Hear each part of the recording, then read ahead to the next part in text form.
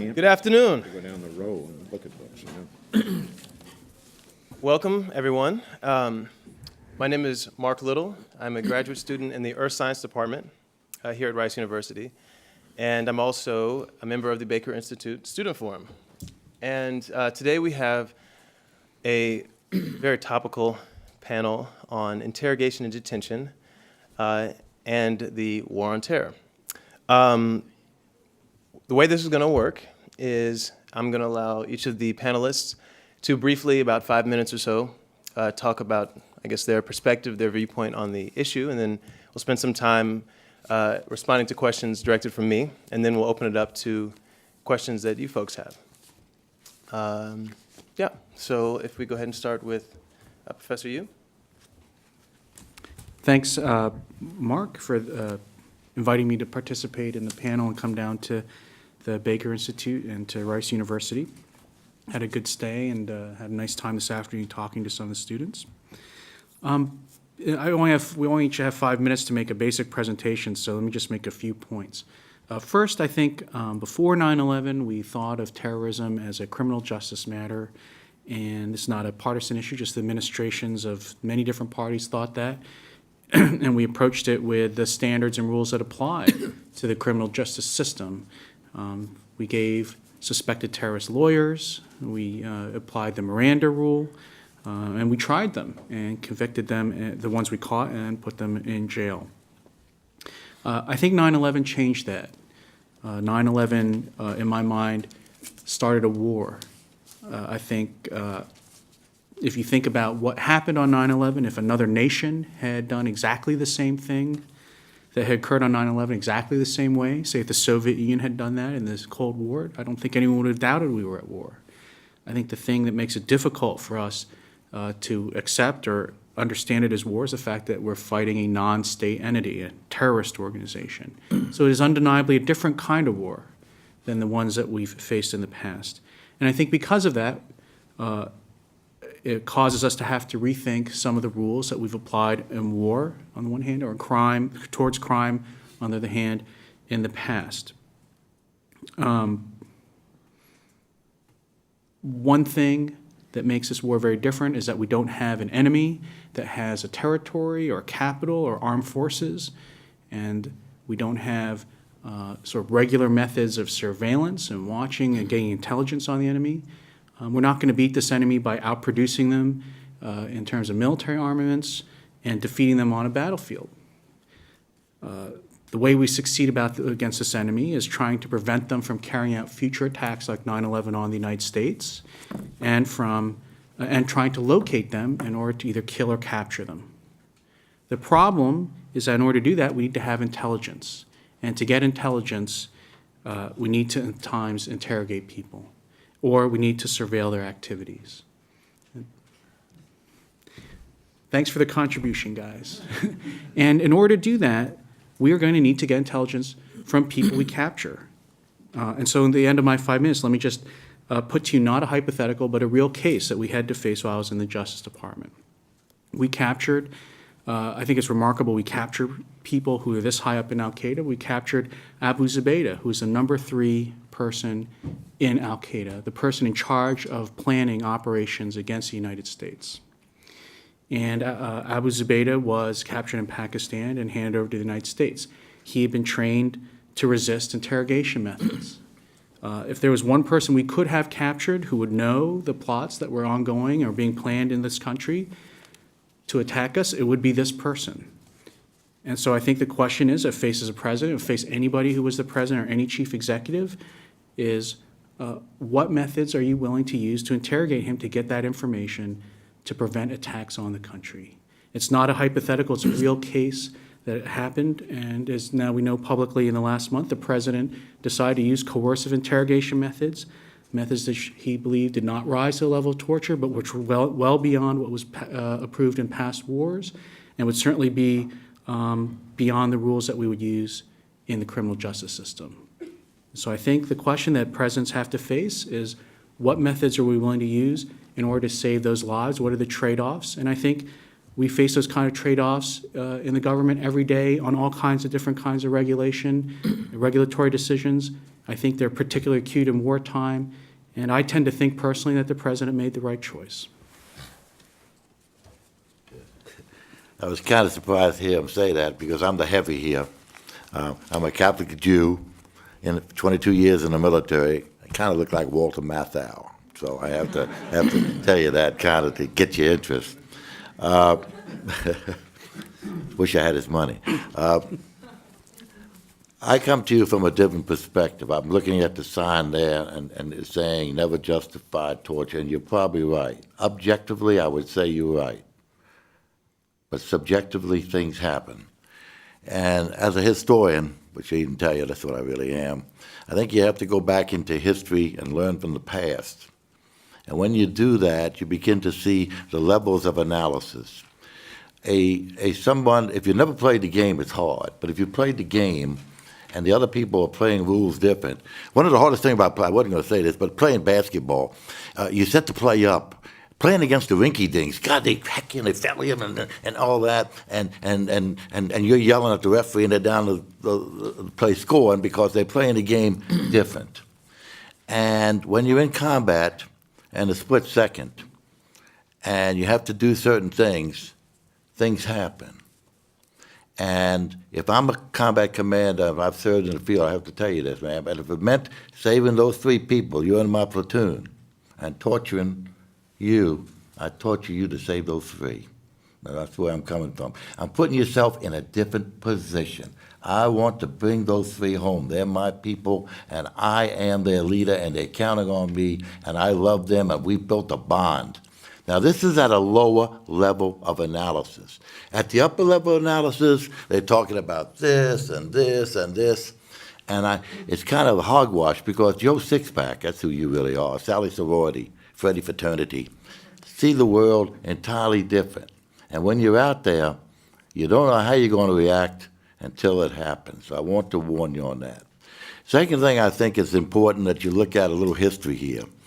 You go back into the American Revolution, Torrington, and you know, I guess you saw that, what the hell is his name, Gibson, Mel Gibson, the Patriot, and all that stuff. I mean, there's a lot of torture going. If you start looking at the Civil War, Andersonville, and you go back and look at what happened in the World War I, the Ypres, and you start looking at the Japanese, what we did to the Japanese in World War II, and I could take this thing on out, Abu Ghraib. This is nothing new. It's just that the media has brought it to your attention a little bit. And I'm not sure that we'd be the country that we were today if we'd had the media then. I tell you, we'd have never won any war, for what that's worth. I want you to think about that for a while, because every war in this country is really unpopular, except the one I talk about, World War II. That was a good one, because we knew we were fighting. So I want you to think of that. When we start thinking about getting information, I think it's important that you all realize that it's tough to get information, and information can save people. And you want to go back and look at World War II, and what we did was the magic codes and Ultra and the breaking of and spying on people and listening on the air. We saved a heck of a lot of lives. So I'm not trying to tell you all that that's good. I'm only telling you that was then and this is now, and because of then, we are here. Now, my final words are never going to change anybody's mind here. That's what makes this so damn good. We're not going to change any of your minds, but if we get you to THINK about it a little bit, from different perspectives, then I think that this will be a success. A final word here is, Sun Tzu said it best, if you know thy enemy and you know thyself, 100 battles you will win. If you don't know your enemy, you're in deep trouble, and that may be our problem today. And we don't know ourselves either, and that's what we're trying to do. Thank you. Well, I come at this from a legal perspective, and it is partly true that there's a dichotomy already set up, whether there's a brand-new paradigm or nothing is new. Actually, I'm more on the side of not much is new. Terrorism has been proscribed under the Geneva Conventions of 1949, in the 1919 list of war crimes, et cetera. It's not a new phenomenon. Non-state actor violence is really not a new phenomenon. But after World War II especially, the international community made sure that the Geneva law, and we're talking about law, requires that there be humane treatment in all circumstances. No excuses because of the failures or violations of an enemy. No excuses because of alleged military necessity, unless it's evidenced in a particular article of the Geneva Law, which is extremely rare. No excuses because of reprisals, etc. John Yoo has alerted you to something when he said he wants to rethink the rules, because what he wants to do is change the laws of war. But they have not been changed yet. They are not changed yet. They're still binding on this administration and, of course, on al-Qaeda. Al-Qaeda's bound by the laws of war like anybody else in a real war context in Afghanistan or in Iraq, where real wars occur. What I want to emphasize is that what we saw in the photos at Abu Ghraib, for example, the stripping of persons naked and hooded for interrogation purposes, the use of dogs for interrogation purposes, and even terroristic purposes with respect to treatment of detainees, are among the most patently illegal interrogation tactics and treatment of other human beings under the laws of war, under human rights law, under the Convention Against Torture and Cruel, Inhuman, and Degrading Treatment or Punishment, under the American Declaration of the Rights and Duties of Man, which is binding in the Americas through the OAS Charter, under the Universal Declaration of Human Rights as an authoritative indicia of rights protected under the United Nations Charter. Articles 55C and 56 require that the United States and any member of the United Nations comply with human rights law. The International Covenant on Civil and Political Rights, Article 7, prohibits in all circumstances torture, cruel treatment, inhuman treatment, degrading treatment, etc. Article 1, Common Article 1 of the Geneva Conventions, reiterates this recognition that in all circumstances, states must ensure respect and respect the conventions when they're applicable. They were applicable during the armed conflicts in Afghanistan after we went in October 7th, 2001, and in the Iraqi war that we were involved with really since the first Bush administration. There is no necessity exception. There is no enemy is violating the laws of war, we can violate the laws of war exception.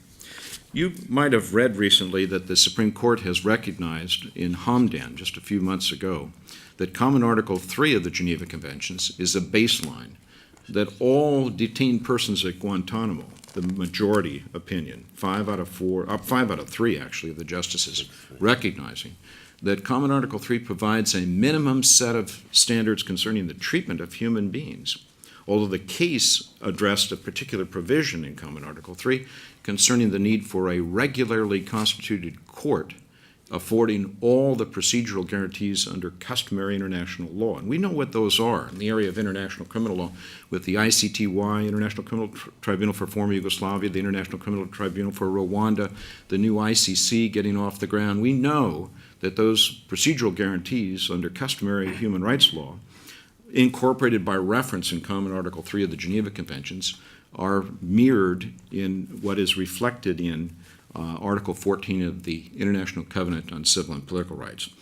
But what you might not realize is that Common Article 3 of the Geneva Conventions prohibits certain types of inhuman treatment. In fact, there's a general prohibition of inhumane treatment with respect to any person who is no longer taking an active part in hostilities, if they ever had. Any detainee, regardless of status, once they're detained, that war or whatever else we're fighting is over for them, and they are entitled to basic humane treatment.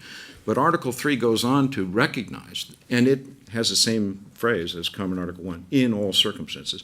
Our Common Article 3 recognizes, and there shall be no torture and no cruel treatment, no inhuman treatment, no degrading treatment, no humiliating treatment, no outrages upon personal dignity, no hostage taking, etc. There's a whole panoply of prohibitions. Those apply to al-Qaeda. They apply to any civilian in a theater of war or who is directly participating in an armed conflict.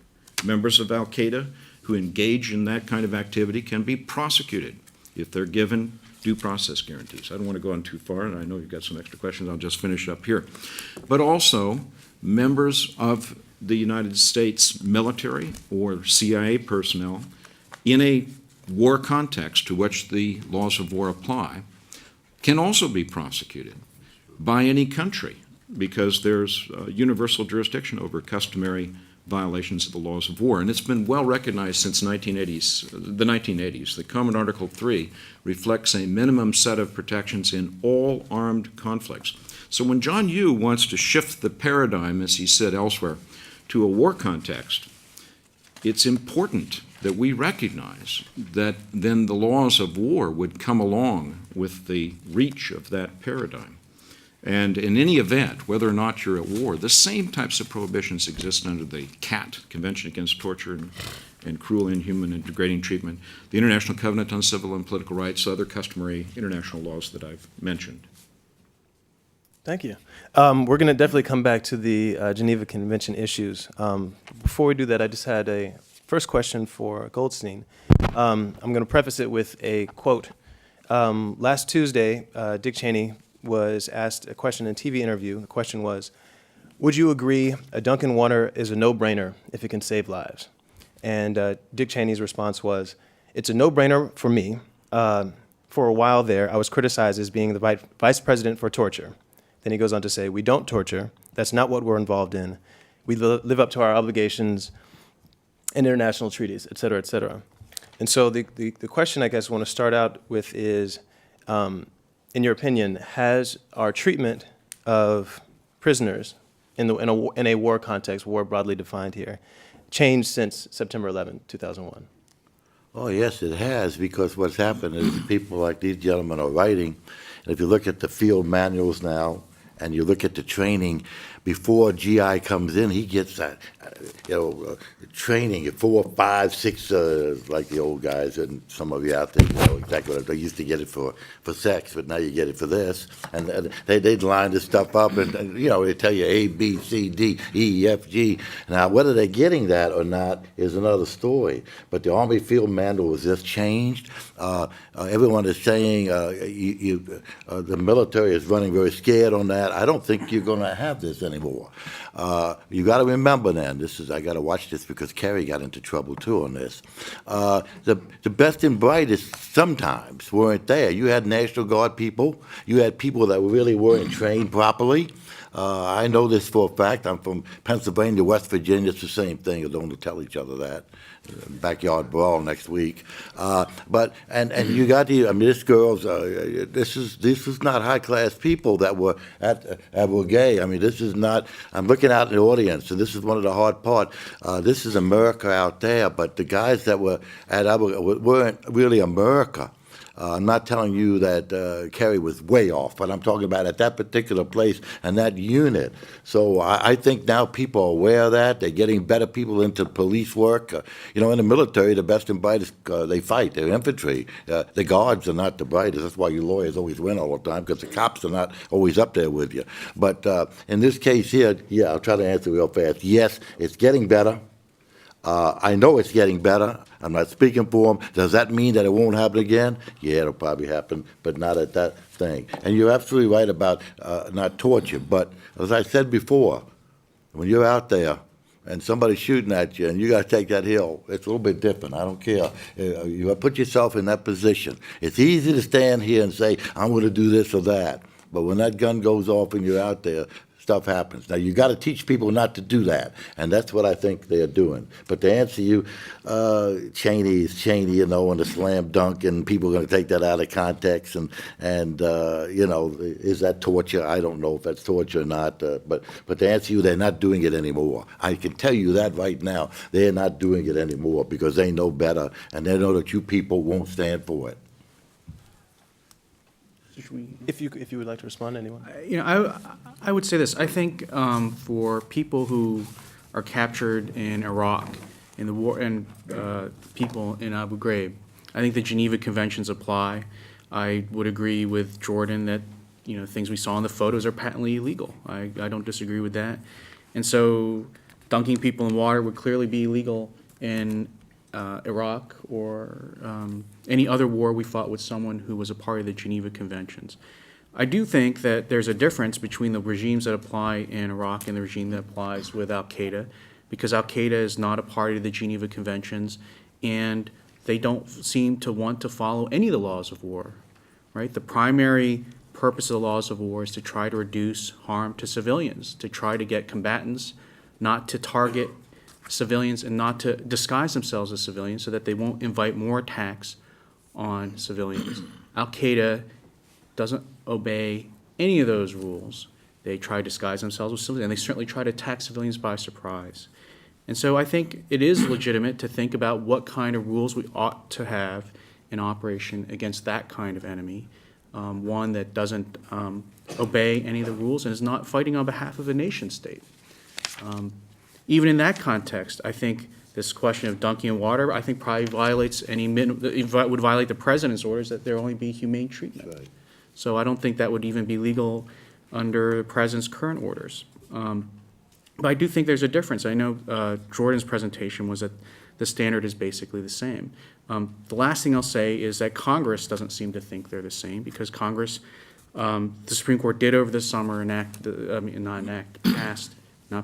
decided the Hamdan case, which did push back the president on terms of the use of military commissions. On the other hand, Congress passed the Military Commission Act last month, which overruled some elements of that decision and give the executive branch much more flexibility for interrogation against al-Qaeda members. It doesn't do that against people in Iraq. Well, there's a lot to respond to now. First, in terms of whether we're going to do this again, President Bush authorized violations of the Geneva Conventions in a February 7th, 2003 memorandum when he denied protections under the Geneva law to certain persons who have protections. So just mention Common Article 3. Every detainee has that minimum set of protections. Any denial of protections is a violation of the convention. Any violation of the convention is a war crime. President Bush, it's been reported, signed in 2002 a still secret presidential finding authorizing techniques such as waterboarding. I'm getting this from the media. I don't know if, I haven't seen, of course, that secret memo myself. It's illegal in the manual right now, though. And that's another story.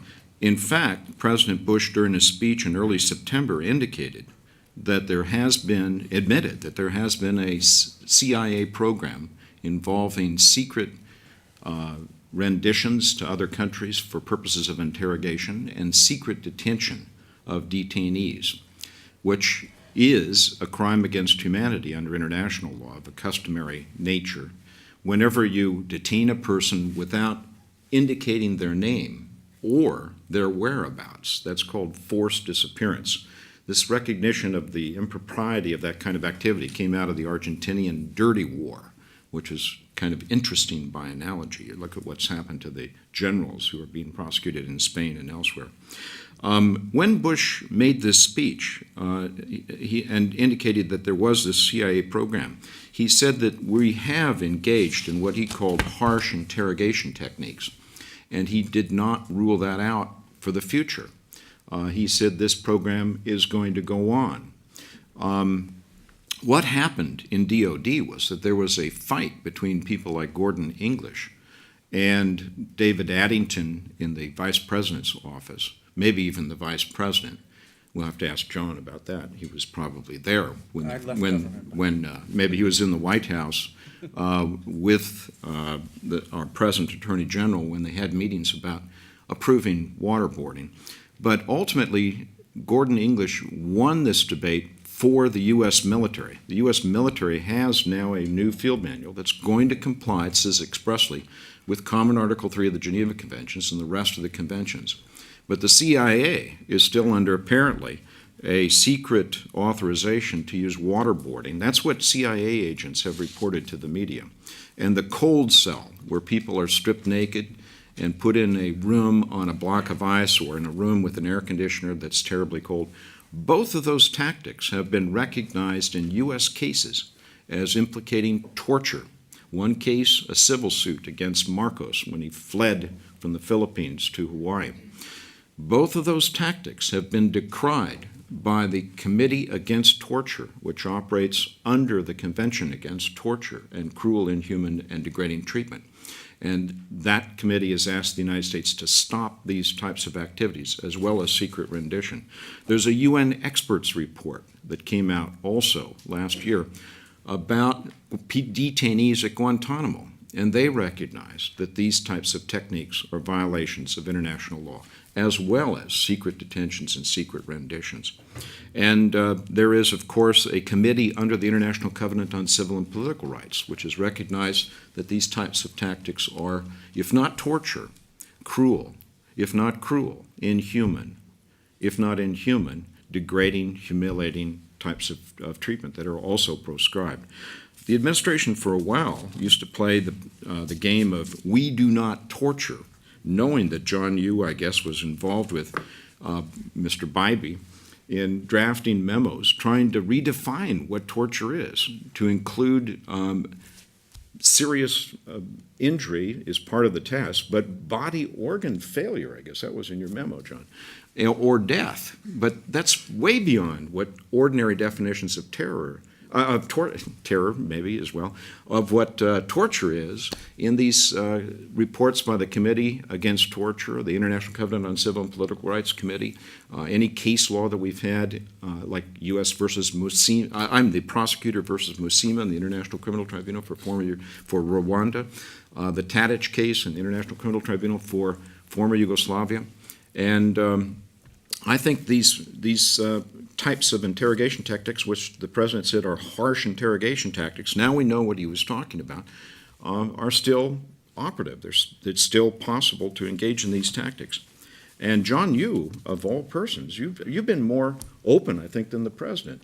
And you were open more early about even the need for torture. I took some notes from a conference that you were attending up in Chicago, where when pressed, you said that if I've got it correct, that if the media reported this correct, that if the president ordered the torture of a child, you would say that the president's not bound by any legal prohibitions, domestic or international law prohibitions of that type of treatment of the child. But more recently, you've talked about your involvement in defending these kinds of tactics. So I think you've been much more honest, actually, than other members of the administration. I don't know if you want to respond directly, or I mean, do I get the 20 minutes too? Or? sure. No, I don't want to take 20 minutes, but let me just say one thing. A lot of the things that Jordan has described, I would say is torture, and I don't believe anyone thinks the United States government is engaging in it, and there are no leaks as to any of those things saying that the United States government engages in those activities. So, you can go through these parade of horribles and hypotheticals and say that, ask whether they're legitimate in wartime. I just don't think it's a policy of the government to do many of the things that you listed, Jordan. So that's one thing. Second, I would say that he's correct that the Supreme Court did say Common Article 3 applied to the war on terrorism, and that does say we have to engage in humane treatment. It also says a lot of other things, like you cannot engage in affronts to personal dignity, which is undefined in the treaty, and we don't, maybe, Jordan knows what that means. I think it's a very ambiguous term. And so I think if you look at what happened last month in Congress, right, Congress did not affirm that vision of the war on terrorism. In fact, this is why we have elections. The president and Congress got together and passed a statute which said, and I don't think this is much different than the standard that was an application for. The government cannot engage in anything that causes serious physical or mental harm to a detainee. But it said if there are things that the president thinks are necessary for national security to use as an interrogation method, that discretion rests in the president, and the president has to publish it in the Federal Register, which government was not doing before, but then you have it there in the statute now. So, the political process works. We had a debate about this subject, and the president and Congress seemed to agree that harsh interrogation methods that fall short of causing serious physical harm to people, but are more than just asking them questions, are illegal under our system. The last thing I'll say is, I think under this vision of the rules of warfare that Jordan has presented, we could not fight the war on terrorism. I think, for example, under his approach, all we could do if we captured someone like Abu Zubaydah is ask them polite questions in an interrogation room. That would be it. The standard would really be no different than the one that applies in our own police stations. In some ways, actually, he would want higher standards, I think. We use in our police stations highly favorable plea bargains to get people to cooperate. We promise better treatment for their family members. We do all kinds of things to try to get confessions from people in our police stations. They don't cause, not physical abuse, obviously not, but we do a lot of things to try to get people to cooperate. I think under the way Jordan has portrayed the rules, a lot of those would even be illegal. The other thing is you can extend it farther. I think another thing he said, which I think is also would place severe restraints on the way we could wage the war on terrorism, is he said, the laws of war apply on the battlefield in Afghanistan. Right? I take it that means that we could not, for example, try to use Predator drones with missiles to try to target al-Qaeda leaders off the Afghanistan battlefield, which we have done. We've done it in Yemen, we've done it in Pakistan. I take it that would be a war crime too. I think that's an important method to try to defeat al-Qaeda, is to try to kill their leaders, even if they're not on the battlefield. So the final thing I'll say is this. I think that people try to fit something new into previous categories. And I'm not trying to hide the fact that I think that we are facing a new situation. It is different than previous wars in that we are not fighting a nation state, and it's a nation state, it's an enemy that is run by people who have information that is probably the only way, getting that is probably the only way you can stop future terrorist attacks. And I think we are, as a country, over the last 5 years, going through the process of trying to figure out what kinds of rules we should have in place when we're confronting that kind of enemy. But I think it is a mistake to think that the standard pattern of rules that were developed for nation-state to nation-state warfare or civil wars, which are the two kinds of conflicts that were anticipated by people who wrote the Geneva Convention, just naturally apply and fit in all their particulars and will work just fine for this new kind of conflict. I just like to add one thing. It just bothers me. I'm sorry. And then we go, look, the Geneva Convention says that a combatant is somebody that has a uniform, has a leader, has a gun out in the open, and is not killing people. If they're doing anything, those three, four of those, then they're not soldiers. They're not to be tried as soldiers. They're separate. Now, it's hard.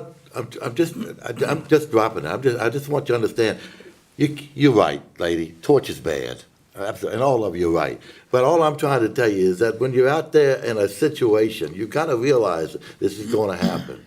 And when you see somebody's head blown off, or you see them cut your buddy's head off, or something like that, you've got to understand that these people are human beings. And while you tell them it's unlawful, you lawyers, and you're right, it's going to happen. And the question is, what do you do about it?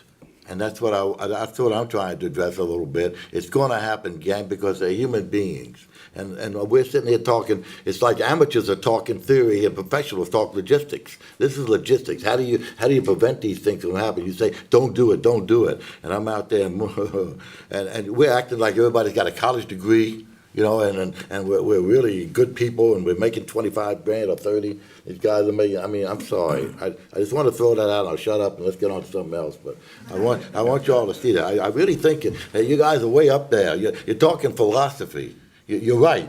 I can't argue with you. And that's what it is. But in the field of combat, things are going to happen. And you all have got to know that. Let me just do a few more questions before we get to audience. Yep. Or just I wanted to respond to this. John Yu's quest for changes of the law have not been well received abroad. In fact, the UN Security Council a few months ago reiterated that in a war on terrorism and during war, all obligations of states under humanitarian law must be complied with. In a 2004 resolution, any measures taken to combat terrorism must comply with obligations under international law, in particular human rights, refugee law, and humanitarian law. In Europe, we have a European parliamentary resolution from the Council of Europe decrying the types of treatment that we've all read about and heard about at Guantanamo and elsewhere. So there isn't an acceptance of this change towards violations of international law. In fact, Congress has not overruled Hamdan. I would say just the opposite. The intent of Senator McCain on the floor, with a speech on the floor and in the media just before the senators voted, was quite evident. He said that if you enact this law, it will fully comply with the letter and spirit of the Geneva Conventions. He was wrong, but that was his intent. That was the congressional intent. Moreover, the president, although he waited 2 weeks to sign the legislation, he reiterated the same point. He said that this act complies with the spirit and letter of our international obligations. He was wrong, but there was no intent to override Hamdan or the Geneva Conventions as such. In fact, there are provisions in the legislation that demonstrate an attempt to implement the conventions. With respect to members of al-Qaeda not being a party to the Geneva Conventions, that's just not relevant in terms of international law. We all know, since the beginning of this country, that citizens of a state are bound by the treaties of their country. Members of al-Qaeda are undoubtedly the nationals of some signatory to the Geneva Conventions because every state has ratified those conventions except Taiwan. And Taiwan has trouble doing that right now because of the PRC. But most members of al-Qaeda, for example, are nationals of Saudi Arabia. And they're also protected under a bilateral treaty with the United States. They're protected in the sense that they are given equal treatment, the right to equality of treatment with U.S. nationals. And in these military commissions, of course, we're only going to prosecute aliens. We're not going to prosecute U.S. nationals. In terms of what happens in the ground and the laws of war, in Vietnam, where I was a JAG officer, we found that we had trouble with platoon leaders, for example, who thought that they should engage in interrogation. And we tried to emphasize that your job is being compromised as a platoon leader, a captain, a company commander, or a field commander. If you aren't getting people back to experienced military interrogation personnel, MI people, military intelligence personnel, who are going to use humane treatment and not going to use torture for interrogation purposes. I remember the classified techniques of interrogation during the Vietnam era. I saw them and studied them. And they were developed with psychologists and psychiatrists, and they assured us that human beings in the shock of capture will more readily talk with humane treatment than with torture. We have a lot of other experiences concerning torture, and people have recognized that you don't get the kind of information you want from torture. And you certainly won't get that very quickly from the kind of people that you want. So I think that should be put in perspective as well. I'm going to shock you because I agree with something that John Hughes says now in terms of the drones and self-defense targeting. Under the UN Charter, the United States has a right under Article 51 of the Charter to engage in proportionate, limited self-defense responsive action against armed attacks. And the Charter doesn't say attacks by whom. When al-Qaeda attacked the United States on September 11th, the United States had a right under Article 51 of the Charter. Some states disagree, some text writers disagree. I think, John, you and I agree that the United States has a right to use limited self-defense to target those who are engaged in a process of armed attacks against us, or our people, or our military abroad, or our embassies abroad. And we can engage in selective targeting and even capture of such persons. We can kill them, we can capture them and subject them to military justice or other fair procedures. So I'll just do one more question before we open it up, since there seem to be a few people that want questions. It's been suggested by the panel that something that's different is the fact that the enemy that we're fighting is not a nation state. And if for a moment we assume that the type of interrogations that the United States is involved in are not substantively that different than ones that we've been involved in previous wars, is there another change besides just the fact that we have this amorphous enemy? Is there something else that's changing the conversation that we're having now related to the past? Anyone on the panel can respond. Well, I don't know. You said that we're not using interrogation techniques that are different than So- what we've done in wars. That's not true. The president's openly said now we're using harsh interrogation techniques, and we know what he means. It's, as the vice president said, it's a no-brainer, and to paraphrase what he was recognizing. But Well, let me just clarify. So Yeah. Sure. So I guess in brief opening remarks and in a previous conversation that I had with Goldstein, it's been suggested that harsh techniques have been used by U.S. forces in the past. And maybe in the past they were also a breach of the Geneva Convention.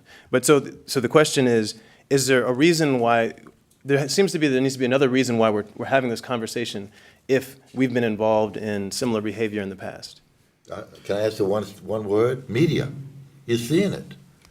I did all this stuff on Pearl Harbor. If you look at the movies of Pearl Harbor, which he didn't tell you that I know a lot about, and they didn't show dead bodies.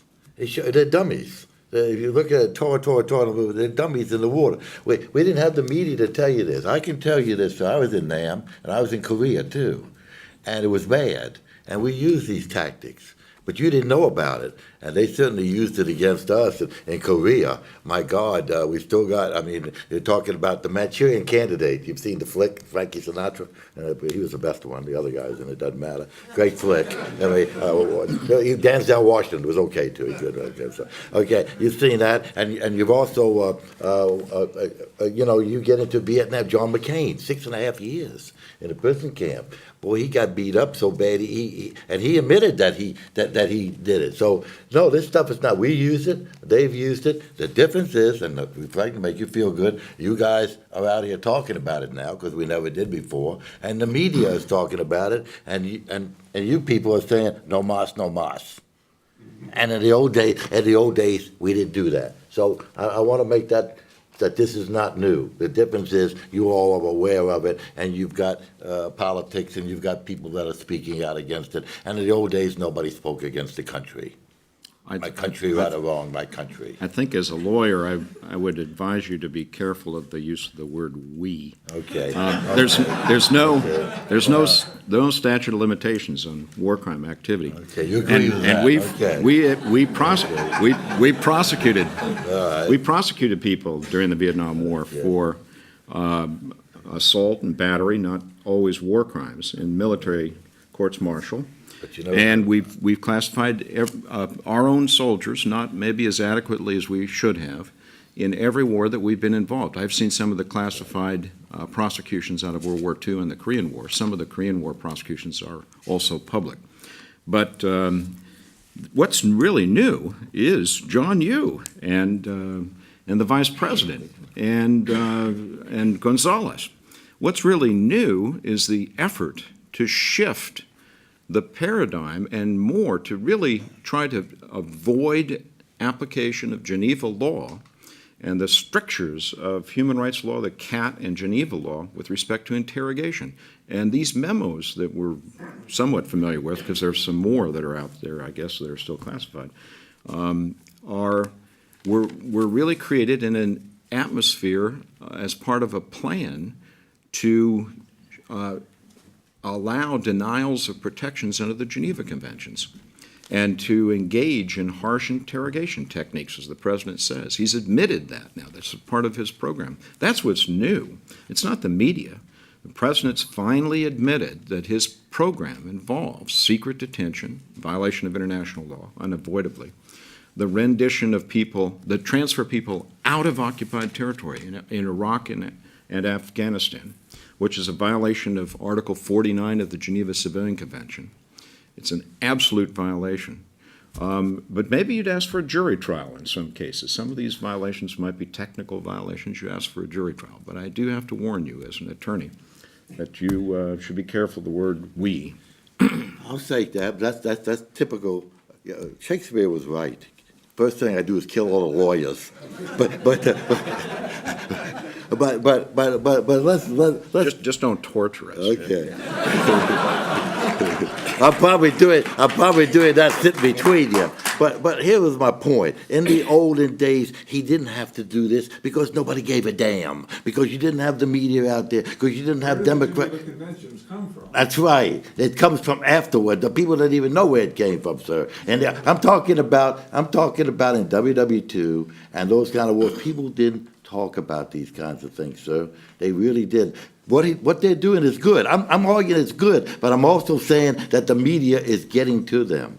That the people here are more aware of this kind of stuff so that you're in it. And that you didn't have this before, so the Bushes of this world didn't have to do this. Didn't have to go because the laws were there, but people didn't know whether they were breaking it or not. All you want to do, sir, was come home. So, yeah, so we're going to go ahead and Come on, open good, come on. up to questions. So, We are inundated, it seems, in what I would call crackpot realism here.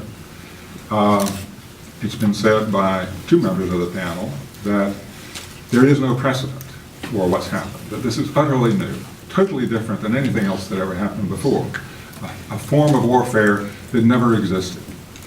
I'm a veteran of Vietnam.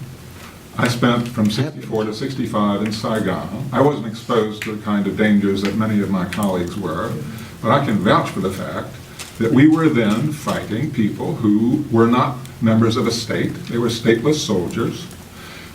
They fit every single criterion, John, that you have named for defining these people out of the world so we can do whatever we want to with them. You yourself in your own book also have the honesty to admit that in Vietnam, the United States continued to go by the international laws that have been described so effectively at the other end of the panel. I don't understand, in fact, why this notion of utter unprecedentedness ever got into circulation. It's simply wrong. Neither in World War II, nor as far as I know in Korea, did we simply say, oh, well, we'll do whatever we want because these people are different from us. I am shocked. I've never been embarrassed to be an American before, but I am now. Well, I'll come back at you, and let me say this to you, sir, as a student, okay, because you don't like me, it's very obvious. That's okay. Feelings mutual. Because I understand why. But let me come back and say this to you nicely. I never said that. All I'm saying that you had My Lai. You had in Korea, you had those things happen there. You had a lot of things went on in World War II that were bad. You're right. I'm agreeing with you. We just didn't know about it. And now you've got people that are telling you about it, and therefore things are different. That's all I'm saying. I'm not arguing with you. I didn't say this was new. I'm saying to you that we didn't know about it because people didn't talk about it. And now we do, and I'm saying that it's good that these people are doing that, and it's good that they're doing that. So don't accuse me of saying this is new. It's not new. It happened before. All I'm saying is that because we weren't, didn't care, or the media wasn't there, we wanted to come on, we didn't talk about it in NAM. You know what I mean. We did. It was there. You know what went on in NAM, sir. You were there. I was there. We both can give that experience. I would say the Vietnam War is different. I think when you say that it's not different, he's talking about the fact that there are harsh interrogation methods used in every war. I'm talking about something different. And I actually don't know if you agree with this or not, but I do think it's a different war because in the Vietnam War, you're talking about the Viet Cong, not the North Vietnamese regulars. But even the Viet Cong were fighting in a conflict that sort of fits in the Geneva Convention framework. There's a nation-state North Vietnam, there's a nation-state South Vietnam. They're fighting a war. The Viet Cong are people on the side of the North Vietnamese. And initially, the United States did, and this I think is also in my book, initially the United States State Department said that they weren't entitled to Geneva Convention protections and changed their policy because North Vietnam started mistreating our prisoners. A classic action by another nation state to try to get us to change our policy, which we did. I think that's very different than Al-Qaeda. I don't think we're fighting any nation state. I don't think any nation state is responsible for or carried out the 9/11 attacks. I think it was a non-state entity, a terrorist organization, and that's why it's different. And I do also want to be clear, I'm not trying to say terrorism is new. I think it's different in two respects. First of all, it's different in the American experience because there was an attack carried out against us on our own soil, something that hasn't happened since the War of 1812. The other thing that's different is that, and maybe the only other country that is in the same situation as Israel, was that this was a non-nation state that could inflict the level of violence that only used to be in the hands of nation states. I don't think there are many nation states that could have carried out an attack on the United States as violent as 9/11. And here you have now something I don't think was anticipated at the time of the writing of the Geneva Conventions, which is they thought, I believe, that these kind of non-state actors would mostly be engaged in civil wars, which is what they saw at the time. I don't think they could have anticipated that these non-state actors, using the channels of open commerce and our own open society against us, could leverage that ability into an attack on that kind of scale. That, I think, is new and different in the American experience. Whether or not it's new or different, there's been no change in the law. In fact, I would reiterate, there's been a reaffirmation of the absolute duties under Geneva law and human rights law and the CAT by all these relevant institutional arrangements set up under these treaties, plus the Security Council resolutions, plus UN General Assembly resolutions, plus a resolution from the Council of Europe. So there's been no change of the law. What's really new is that we have paper trails. We have Donald Rumsfeld memos, December 2, 2002, April 16, 2003, authorizing stripping people naked, hooding for interrogation, use of dogs for interrogation. For a month and a half, Lieutenant General Sanchez in Iraq had the same kind of paper trail authorizations. We have a president who, on February 7th, 2002, authorized denials of full protections under the Geneva Conventions. That's what's new. We've never had that before. And there, of course, in any war, there are going to be violations on all sides. There are going to be war crimes whenever you send a military into battle. It's unfortunate. You can't, it's like the mayor of Houston isn't responsible necessarily for everything that happens, all the crime that happens in Houston. But, of course, we have other standards, dereliction of duty and complicity standards, et cetera. Ex parte Quirin involved an attack on the United States during World War II. German saboteurs actually landed in Florida and in Long Island, New York. Although we were rounding up, I think in a racist frenzy, people of Japanese ancestry who were U.S. citizens on the West Coast, though there was no attack on the West Coast. And John might not know this, but in Texas, we released real prisoners of war on parole, German prisoners of war, Did it to in work in the California, fields. A lot of them stayed here, I guess, too. and in Virginia. Yeah, they But did we it were too. locking up our own citizens. That's Yeah. part of the problem, is that, and, you know, we had field commanders in Afghanistan sending so many people to Guantanamo that Major General Miller, after a while, stepped in and said, there are too many of these people. They have no intelligence value. And there were interrogations in Afghanistan before they got to Gitmo, and then at Gitmo interrogation. We've been interrogating too many people. And we've let hundreds go from Guantanamo who really had no real intelligence value.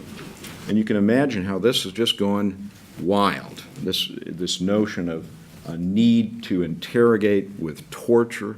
John's been very open about this, with torture, certain human beings in certain circumstances. But it's gone wild. It's way beyond control. It's the footnote, Pearl Harbor was the USA, and so was Dutch Harbor, Alaska. Yeah. They were bombed pretty hard. Just to respond to what Jordan's saying. First of all, I'm not saying torture is necessary in this war. I don't think it is, and I think though that what we want to talk about is, do we think that everything that goes beyond oral questioning is torture? I don't think it is. I don't think the treaties define it that way. And I think those are options that are available to the United States.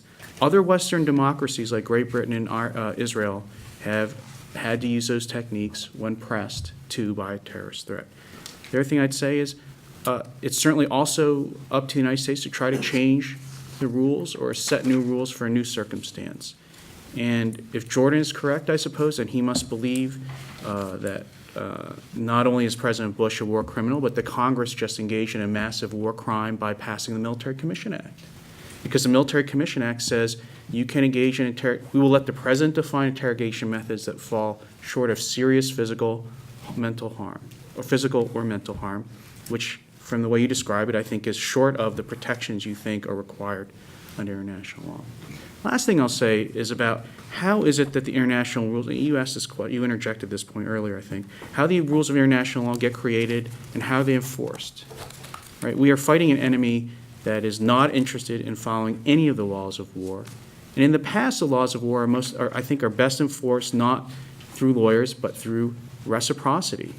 That it wasn't the fact that it was illegal perhaps to use chemical weapons or biological weapons in World War II on the Western Front that prevented Germany from using them against the United States. It was the fact that the United States and its allies and Germany both knew that if they used them, then the other side would use them against them. There is no international judicial system, and legislature and executive branch is going to enforce these laws on everyone equally. Unfortunately, we are fighting an enemy that is not interested in reciprocity, is not interested in treating any of our prisoners well. So I think that that is another reason I do think that we need to rethink the rules that are going to apply in this kind of conflict. I'm not calling for the laws of war to be thrown out when we fight nation states or when we fight in civil wars, but I do think that this is a kind of conflict that was not anticipated in the 1940s after when we wrote the Geneva Conventions, and they don't fit into the system we have now. See, yes, up in the back. Yeah, I have a question for Dr. Wu. You want to stand up? I have a question for Dr. Yu about who do you want to use these techniques? And what I mean by that is, say I'm a CIA agent, I have a wife, I have children, and I'm asked to commit these, whether coercive or whether they're, truly much worse than coercive techniques on somebody. How is that not going to affect the way that I look at other people and the way I then treat my family, my children, and perhaps other people within American society? Because it seems to me that, somebody can say, such as yourself or whoever, you can use these techniques, but then somebody else gets caught doing the dirty work, and it affects them potentially for the rest of their life. Look, I think that's a legitimate question. I think it's a policy question. I'm not saying that the law prohibits it or not prohibits it on that basis, but I think what our elected leaders have to do is decide whether to use these methods. And what you just described, the effect on the interrogators, is certainly an important thing they ought to take into account when they think about it. I would also say that we have people in our government we ask to do things, I think, which are equally bad, like go into the battlefield and shoot and kill other people, right? And that affects them too. And Conscientious objector, too. There's an out. Excuse me? There's an out, like conscientious objectors. So I'm agreeing. Oh, I You don't understand. have to go kill people. Just don't go. You don't have to join the CIA either. But think about what we call on our police officers to do, right? So we do have, unfortunately, we live in a world and a society where we have to use force for things like crime control or fighting wars, and those people will suffer some proportion will suffer those kind of psychological effects you describe.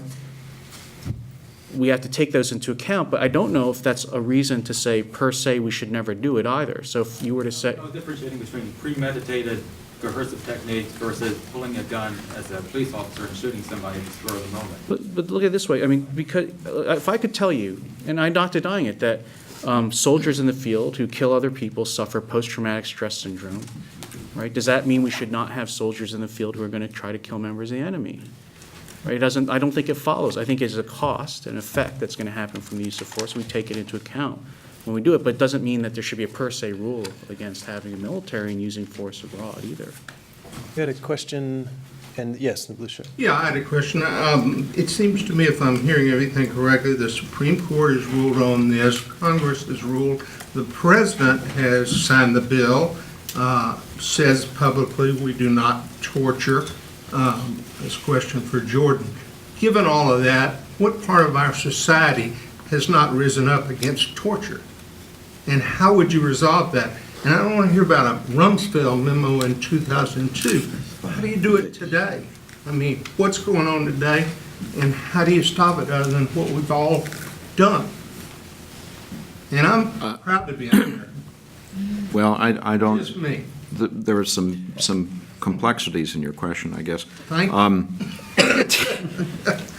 Or I don't understand fully the contours of your question. One thing you do is you prosecute more than the lowest level.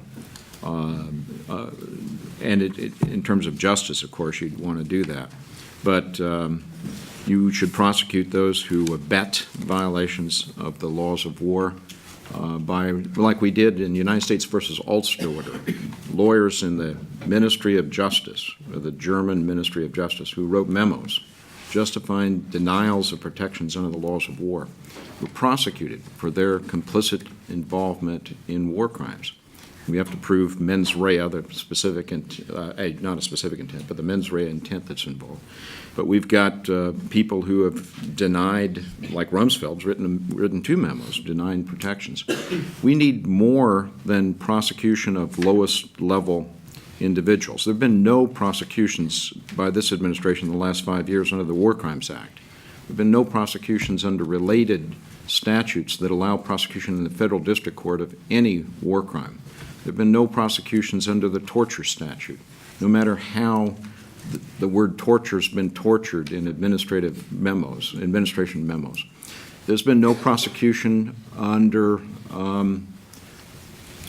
of any civilian contractor in new legislation allowing prosecution of those who are basically following the military. But there's prosecution of one so-called civilian contractor, CIA-type contractor, for violation of the Patriot Act. If you don't have prosecutions, you're asking for trouble in the future, especially when the president said this program is going to continue. And one of my problems is in terms of the consequences of this kind of illegal behavior, in terms of not only morale of persons and their mental health in the military and CIA, but the placement of lowest level soldiers and CIA personnel in harm's way, because they can be prosecuted if we have a new administration in this country or in any country around the world that has the political will to prosecute, because there's something called universal jurisdiction. We are apparently, Abu Ghraib and what's been authorized in some of these memos has apparently led to greater violence in Iraq. We're not sure about the direct connection, but it seems like Abu Ghraib's been a rallying cry, a recruitment tool for al-Qaeda. So if you want to defeat al-Qaeda, it seems to me that you'd be interested in long-term and short-term consequences with respect to what really happens after you commit war crimes or crimes against humanity. It seems also that we're deflating, especially with this administration that claims the power to violate any inhibiting laws of Congress or any inhibiting treaty law of the United States, as long as the president's acting as commander-in-chief, and there's absolutely no case that has so ruled. The cases are the opposite. They're the other way.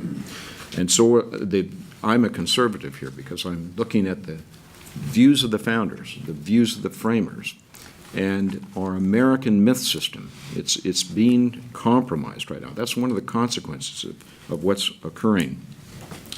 So there's a threat to law and order more generally. There's a threat to our democratic processes, a threat to our common dignity, degradation of military and CIA personnel, the placement of them in harm's way, and a serving of certain interests of terrorist organizations like al-Qaeda, long-term and short-term, in terms of recruitment, in terms of even calling this a war against this non-state actor. You can imagine that non-state actor has been reified up now politically because we're at war with them, which we aren't under international law. We cannot be at war with al-Qaeda as such.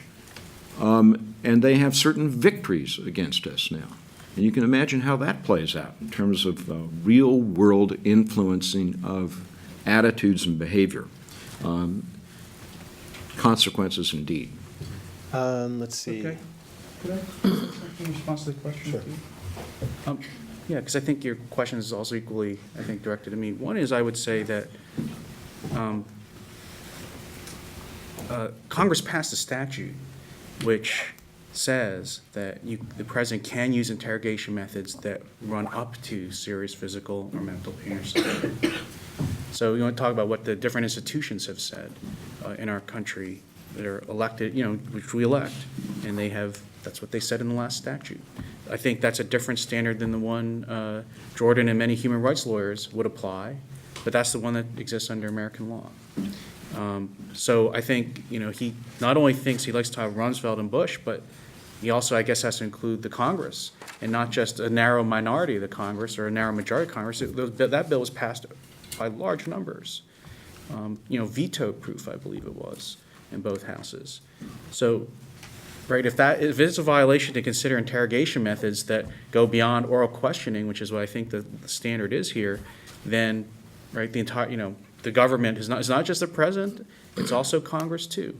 And those are the people we elect to set our policies. The second thing I would also say in terms of this prosecution for war crimes, the other thing Congress did was that it immunized everyone who participated in these interrogations before the passage of the act, which is extraordinary, actually. I've not seen anything like that before. I don't know where it came from. I don't know if even the administration had asked for that, but if you read the final act, it does appear in there that people who carried out these interrogation methods before, because that was also part of your question, which is what happens, what's legal now. It's sort of it's almost, I think in some ways it's better than a pardon to have Congress pass a law immunizing you. Now, Jordan's right, you might be prosecuted abroad. If you go to Europe, maybe you'll be prosecuted in Europe, but I don't think under that law you can be prosecuted in the United States.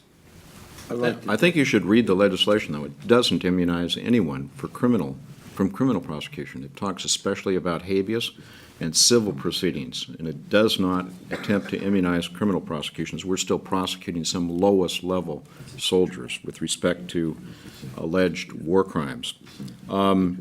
Congress, again, did not intend to violate Geneva law. There was an express recognition that Congress was not authorizing interrogation tactics that are violative of the law.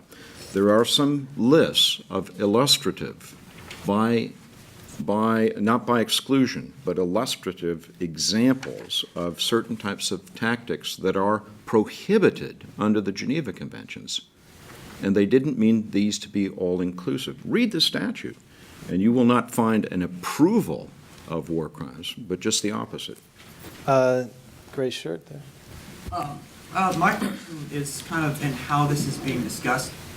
In the media, it seems to me as if people on, this is, I guess, to Professor Yu, people on your side of the spectrum of this issue tend to have both arguments of it is justifiable to use different methods on these people because they're a select group, and so it's okay to use different methods, and at the same time expanding the methods, expanding the definition of torture, and making it more narrow so that it's not as applicable in all situations. And my question is, it seems that these two approaches, you only really need one of them. Either it's okay to use more force, or have one where it's, I don't know if this is making quite enough sense, but I understand what you mean. so I didn't know. Yeah, I understand what you more mean. political garnering if you phrase it in two different ways, where you would only need one to really. I actually think that's Professor Goldstein's argument is basically the one that you're making. I'm not trying to make the argument that there are no standards at all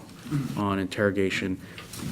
Well, actually, let me address that point, and then you basically are asking also a cost-benefit question, which I also want to get to. If you see your side doing this, having both arguments, or if you see it as trying to push for one and it's just out. No, I just look at it this way, right? I think before 9/11, we thought there was this binary world where people are either going to be handled in the criminal justice system or they're going to be handled in the military system governed by Geneva because our wars were against other nations. And the law enforcement system, which we all know very well because of shows like Law and Order, which is playing all the time on every cable channel simultaneously. We know all the steps of the criminal investigatory system, and we know you have a right to a lawyer, you have a right to remain silent, and if you say I don't want to be questioned, you don't have to be questioned. And so, and that's the system we used before 9/11 to handle terrorists. But I think the reason why I think there's this argument is between anything goes and the criminal justice system is because I think there's this new phenomenon that is not covered by Geneva, but it is a violation of our criminal laws to conduct torture. But I guess my point is, I don't think everything that goes beyond the Miranda system, the criminal justice system, is torture, right? Now, we have differences about what torture is. I actually think that what we saw in Abu Ghraib does constitute, does seem to meet the definition of torture. I don't disagree with Jordan on that. I would disagree that everything below that, up to oral questioning, is torture too. And I think this is something, what methods we're going to use in that area that don't rise to the level of torture is what we've been arguing about, as a country for several years, and I think that's what Congress addressed when it passed this law a month ago. Let me get to the second point is, what's the point? In a way, what you're asking is like, what's the point? Why have this argument? Well, And so on. Is that, just why, if we're gonna say that it's okay to go, as you say, to go past oral, just conversation, why we need to create a distinct Yeah. group that's separate from just having combatants rather than other military people if we're gonna expand the definition of torture. I mean. You mean narrow it? Yeah. Well, first of all, I think that the rules that are designed for war don't really apply to Al-Qaeda. And so that's just one reason. To think of them as covered by the Geneva Conventions, I think just makes a category mistake of what we're dealing with. The other thing is, you're right, if there were no benefits to it, if there are no benefits to it, then we shouldn't do any of this, right? And I think, Jordan, in the last question, was very good at listing all the potential costs of engaging in coercive interrogation. But he didn't mention any of the benefits. And I think there are some benefits. I don't think it's a mistake, I don't think it's luck that the country has not been attacked in the last 5 years by Al-Qaeda. I think if you listen and read carefully what our political leaders and our intelligence people are saying in public hearings, that there have been a number of terrorist attacks that have been stopped because of information that was gained by the use of these methods on Al-Qaeda leaders.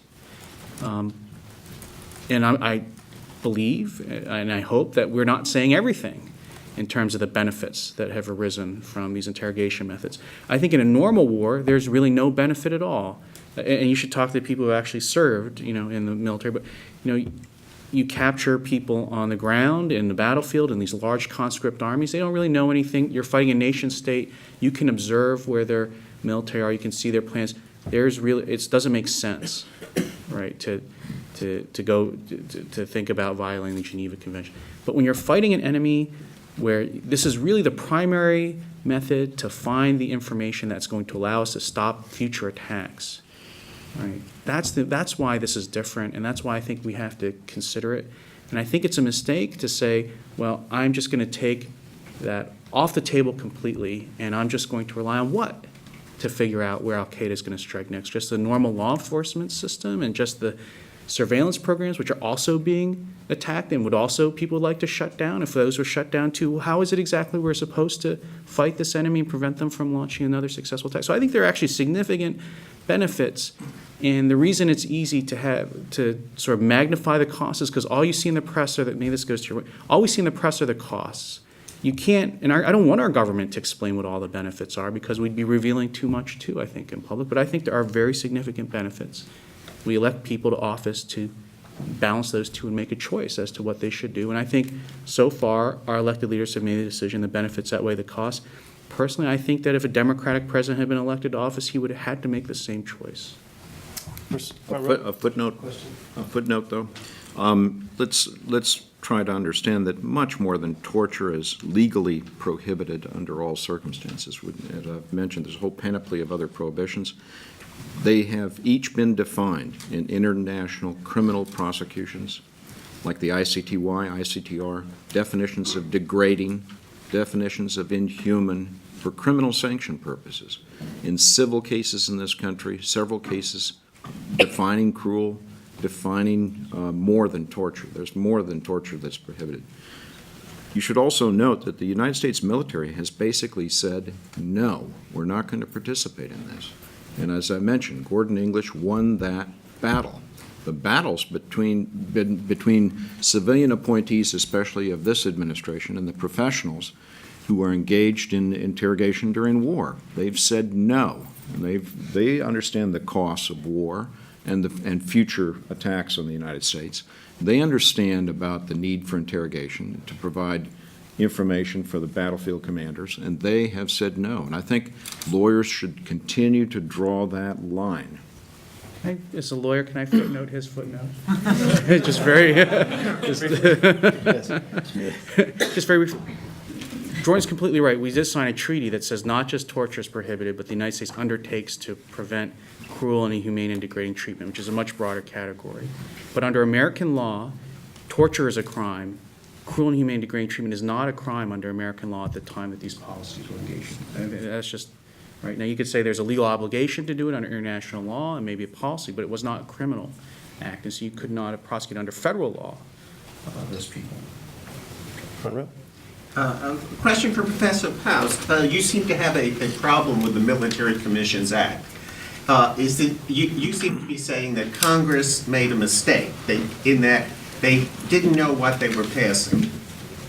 You seem to say that they intended to do one thing, but they did something different. But surely one decides what a law is by what it says.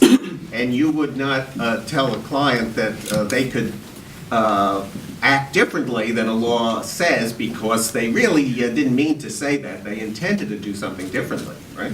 Well, but when we look at federal statutes, we're interested in the intent of Congress. And there are several rules that have already come up in litigation. Just yesterday, a brief was filed in the D.C. Circuit reiterating partly some famous Supreme Court rules that in the case of even a potential clash between treaty law, like the Geneva Conventions, and there are many other treaties besides the CAT in Geneva, we've mentioned some of them, and a federal statute, there must be an expression of a clear, unequivocal intent of Congress to override the treaty.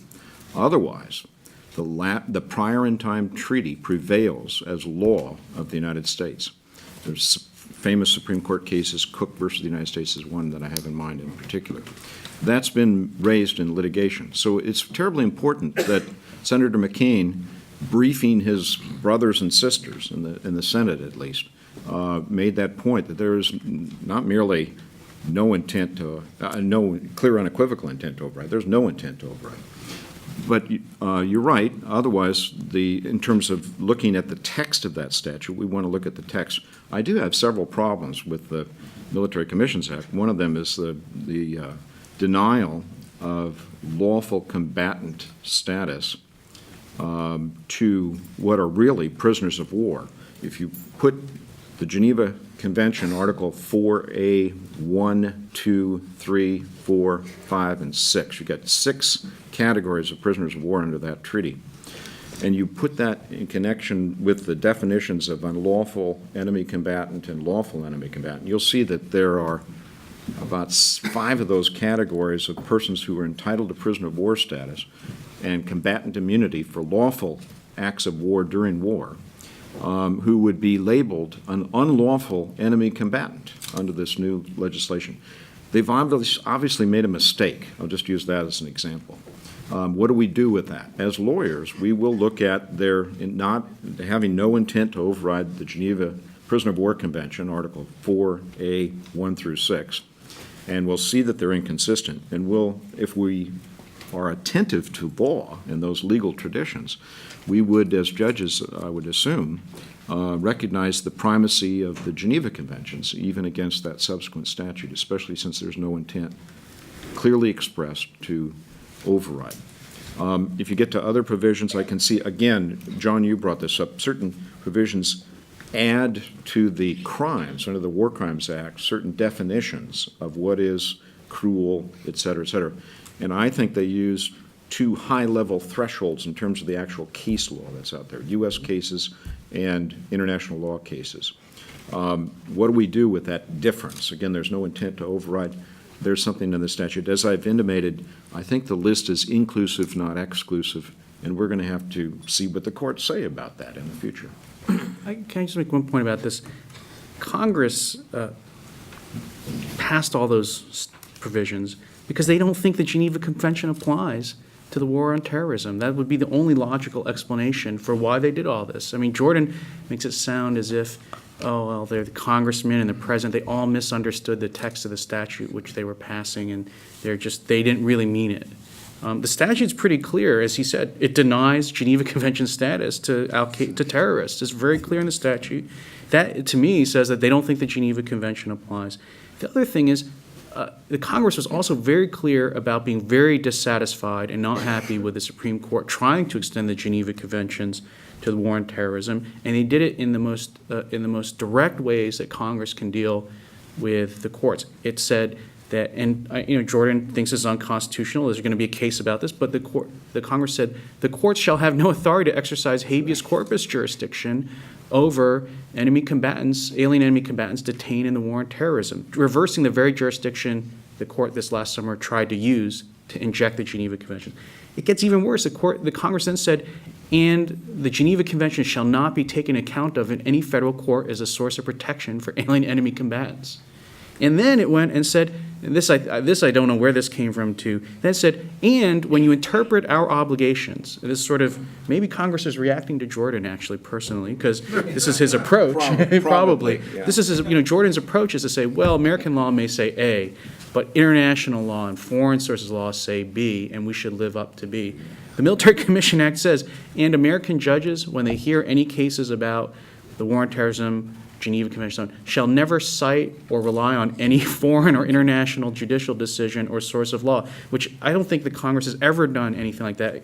Again, there's an interesting debate to be had about whether it's constitutional for Congress to do that, but that's a pretty amazing, I think, rebuke to what the court was trying to do in Hamdan, to try to say you can never decide these cases again, you can never rely on the Geneva Conventions, and you are not to look at foreign sources of law. I think personally they might have gone overboard on some of those things, but I think it's hard to read this Military Commission Act as an affirmation of the idea that the Geneva Conventions apply in the way Jordan thinks they do. So we're going to try to get to a lot of these questions, so if I could ask the panel in the future to try to have short responses. Okay, so You can just get them to here? ask less questions. I'd like to respond to Professor Goldstein, saying that it's the media that's getting to us. I would agree with you that torture is not new, and I think we're spending a lot of time today trying to define what torture is. I also think you're correct that it's very hard for someone like me who's never been in combat to put myself in the position of someone who's dealing with that situation. What's getting to me, however, is the President of the United States, the Vice President, members of the judiciary, and as you've told us, Professor Yu, the Congress, violating international law, standing up, telling the world that the United States is above international conventions. And my question to all of you is, one of the costs, you listed some costs very, very eloquently, Professor Krauss, but I feel one of the hugest costs is the way the United States is being viewed by the world, the way the terrorists see us, that we're stooping to their levels, the things this country has professed to be the democratic leader of the free world, and I think it deserves that position. What kind of example are we setting? I agree with you. That's not really a question to you, Oh. Jordan. Come on. She mentioned my name. She mentioned my name. I'm sorry. I was just joking.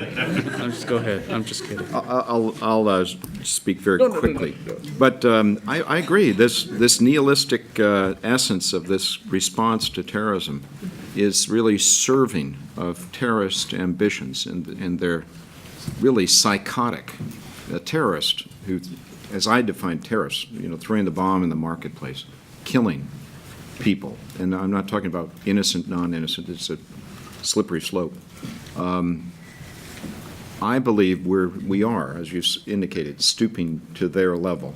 And this is the first time in history that I'm aware of where the President of the United States has openly advocated violating the laws of war and other international law. I don't agree that Congress has openly advocated that. But clearly, some members of the administration besides the President have. And I think there's a significant danger to law and order, to our democratic process. And as you rightly pointed out, I think it's well recognized in terms of our foreign policy efforts. There are countries that refuse to extradite people to the United States now, especially if they're going to Guantanamo. How does that help in our war on terror? There are countries that refuse, we read in the media, I don't have access to the secret information otherwise, refuse to share intelligence with us concerning the so-called war on terrorism. How does that help us, short-term and long-term? There are a lot of consequences that are quite negative here. But you should note also that in the battlefield context, that's exactly why the military has experienced military intelligence interrogators that follow the frontline troops. And troops were trained after My Lai to get people back to military intelligence people as quickly as possible so you don't have these kind of problems. But it's the whole system's going amok when you've got people telling the military, and Rumsfeld authorizing stripping people naked, use of dogs. That's what we know he authorized. You know, but the military's come back and said, no, we're not going to do this again. We have a new military manual that recaptures the tactics that we authorized just after Vietnam, that we think were lawful tactics. And it's not a question of criminal paradigm or a law of war paradigm. We're talking about war and laws of war. And it is not true that in that context where the laws of war apply, that you cannot ask questions of a person. You just can't engage in torture, cruel treatment, inhuman treatment, degrading treatment. Sure. Okay. First, I'd say that one thing, if you buy my idea, which I don't think you do, but if you buy my idea that what we're confronting is a new situation, then what we're trying to do is adapt the law to a new situation. And you may say that's a violation of the law, or I would say it's an adaptation of the law. If we were applying these same methods to a war with another nation, I would agree with you that we would be in violation of international law. But international law is a funny thing. It sometimes changes through practice and custom. A lot of the basic standards, not just of the laws of war, but international law generally, arise from the practice of states, and they change. And sometimes they change because nations do something differently that's in violation of the previous rule to create a new one. In our constitutional system, that is a job of the President and the Congress. And I think that's what the Military Commission Act, in short, does. Jordan and I have debated this many times, these issues, before lots of different audiences. He used to argue, I believe, that using military commissions at all were a violation of the Geneva Conventions. And I would say what the Military Commission Act does is Congress saying, we are going to interpret international law, and we're going to move the standard international law to allow us to use military commissions for the trial of terrorists. Last thing I'll say, and maybe I'm trying to provoke Professor Goldstein to comment, is I think that our military and presidents have done things that are pretty bad in war before. Not of the kind that he's talking about, where we have actually allowed soldiers to abuse detainees.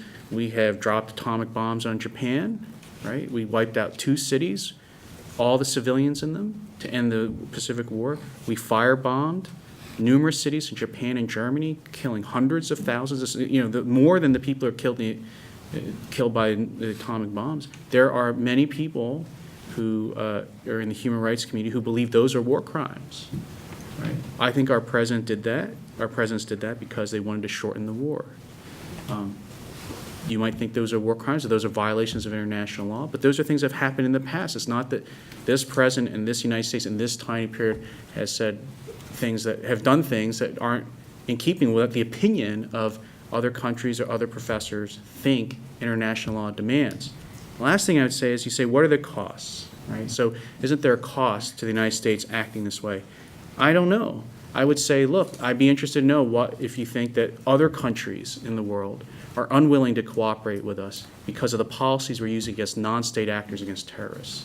So if there were a future war, say we went to war with China, again, people forget we went to China in 1950, went to war with China because they attacked us during the Korean War. So as we're at war with China, do you think that they're going to not provide POW protections to our soldiers because of the way we treated Al-Qaeda members? Or do you think it's going to be they're going to give our soldiers protections if we give their soldiers protections? I don't think it's possible. I don't think there are any costs really or if there are costs, they're outweighed by the benefits in using these techniques against members of Al-Qaeda and if that sends a message to other non-state terrorist organizations that we're willing to not apply the Geneva Convention framework against them, fine. But I question whether empirically, as a matter of fact, in the real world, that undermines the ability of us to engage in cooperation or reciprocal benefits with other countries in wartime. Professor Goldstein, did you have a, oh, sorry. I'm sorry, if I could just reply that I think your question, we are yet to see the answer because it's unprecedented, I think, for a leader of a country to do what this administration is doing. And the costs, we can't compare. Are you from Great Britain? I'm sorry? Are you from Great Britain? No, I'm not. I'm from South Africa. Oh. But Because Great Britain, the Prime Minister of Great Britain ordered interrogation methods, right, against the IRA that are almost identical to what the media reports we were using Guantanamo Bay. And the European Court of Human Rights Europe, ruled that it was international- cruel an in international violation court- of An international law. international court did that, but, the head of another democratically elected country did that. So did the Israelis. Again, using the same methods and the same kind of, and I was gonna say, there's another court that said that was degrading. They didn't, in actually neither case did they say it was torture either. They said it was cruel and inhumane and degrading. But there are other democracies that have faced the same problem and have actually done the same things. States have not stood up attempting to change international law. Well, they both thought what they were doing was legal. Let's They both thought try to what they move were on to doing another was question, legal. if possible. He was- No, I tell you, gonna say something. you did good. I mean, really, thank you. What you did there was brought it out. History will tell us. See, let's go to the bomb just real fast, 'cause I know you guys are going to like this one. Let me tell you, Russians were behaving badly in Europe. We thought that they were our buddies, and they weren't, and we could see this. We originally thought that we needed to get the Russians, this is important, that we needed to get the Russians into the war against Japan, because if they did, we would lose less people, etc. The Russians were behaving badly. We saw this. We had the bomb, and we realized we don't need the Russians anymore. We dropped the bomb on the 6th. The Russians came into the war on the 7th. We dropped the second bomb on the 9th. The war was over on the 10th, we did the 14th. The Russians came into the war. They got into Manchuria, North Korea, Ho Chi Minh, Sakhalin, Kuril Islands. Luckily, the war didn't last. Could we have won the war without dropping the bomb? You're doggone right. Would have we lost as many people we said? Probably not. But the Russians would have been, and there'd been a North Japan and a South Japan. I could bet my life on that one. And they would have been on the peace treaty and done these things. History tells us that people didn't want the bomb, that the bomb was bad. And heck, it was, gang. But it probably saved lives, and it probably saved Japan and that. What you're talking about, ma'am, is right. We're talking about the future, and both of you people are right. It could affect us. We're only going to know this 2 or 3 years from now. Right now, though, it does look bad in terms of how we look to the rest of the world right now. But I have to tell you this, winners, if you win, which I doubt if we will, but if we win, people will forget. Losers are orphans. Winners are people that people like, and if we win, then it'll exonerate him. But if we don't, boy, he's in deep trouble, and history will tell us. I didn't mean to remember that, but the bomb, you brought it up, so I wanted to say that the bomb may have been a good Can I throw thing. one more example at you? It was the war in Kosovo, which was in violation of international law. It was never authorized by Security Council. It was not in self-defense. All the NATO countries went ahead and did it. I didn't hear a peep out anyone, but that was a outright violation of international law. And every democratically elected head of state in Western Europe went in on it. But once again, Let's get to some more questions. Go ahead. For one thing, I think we should forbid the use of the words and, but, and furthermore. You have a question? Yes, I do. I think part of the war here is a semantic one. We've all been using the word these techniques and like those techniques and these methods. No one wants to be the person that supports torture, and that's what all our conventions say. We also have been using the word terrorist, especially you in the war on terrorism. Terrorists are the ones that are being tortured. It never responds to the fact of what happens to those who are tortured that are not terrorists. I give the example of a Syrian-born Canadian citizen, Maher Arar, who was arrested in the United States, remitted to Syria, tortured. He filed civil suit in the United States. He was denied any compensation for what was admitted by the Canadians and the Syrians as being a wrongful imprisonment and torture. Are there any? I know that the Convention Against Torture and the International Convention on Civil and Political Rights applies to the United States, but not outside the United States. is there any provision? Geneva applies in war, and the CAT and the ICCPR apply in the United States. There's that intermediate range. Are there any protections for those who are wrongfully tortured? Is that something that we should be considering? The Committee on Torture, unlike this administration, has reminded the administration that the Convention Against Torture, et cetera, does apply wherever a state exercises de facto authority or control, not just within your territory. So don't get... The court ruled that there's a court on refugees that does not apply outside of U.S. territorial.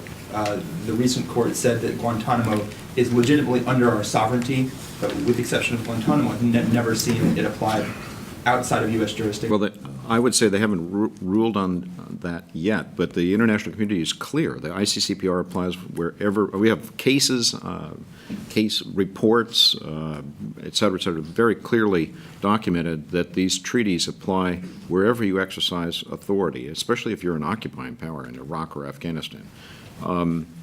That's one point. There is also a recognition in, I think it's Article 13 of the CAT, that you have a right to civil remedies, but that's for torture. But under the International Covenant on Civil and Political Rights, Article 2, Paragraph 3, and Article 14, Paragraph 1, as interpreted in general comments by the committee, blah, blah, blah, you have a right to access to courts and a right to a remedy as well. Under the Universal Declaration of Human Rights, Article 8, as that comes through the Charter, you have a right to a remedy. The American Declaration of the Rights and Duties of Man, through the OAS Charter, you have a right to a remedy. There have been lawsuits brought, I've mentioned a couple of them, defining torture, cruel treatment against Marcos and others. And we're seeing a growth, I think. It's good for lawyers on both sides. We're employed, and it helps our economy. They bring the cases Doesn't help here. the economy. Helps our economy. And we're suing people after the fact, like Argentinian generals who were involved in the dirty war. And so there can be civil sanctions for violations as well as criminal sanctions. One real technicality, Cuba is not our sovereignty. So this is something I know about. Guantanamo belongs sovereignly to Cuba. Believe it or not, we don't own it. We run the base, but Cuba actually has sovereignty over the base. I mean, that's the ultimate. That's the technicality that the lawyer guys use to make a small point is that, right.